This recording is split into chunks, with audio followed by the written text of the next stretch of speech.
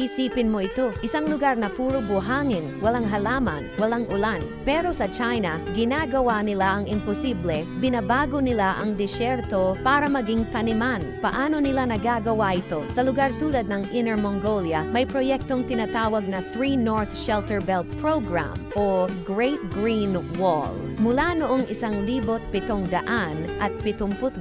nagtanim na sila ng higit sa 30 milyong ektarya ng puno para pigilan ang pagkalat ng Gobi Desert. Pero hindi lang basta puno ang solusyon nila. Gumagamit sila ng teknolohiya tulad ng plant cellulose paste na ginagawang kayang mag-imbak ng tubig ang buhangin. Ang resulta, sa loob ng ilang buwan, ang dating tuyong disyerto ay nagiging taniman ng mga gulay tulad ng kamatis at bigas. Kung kayang gawing taniman ng disyerto, ano pa kaya ang kaya nating baguhin?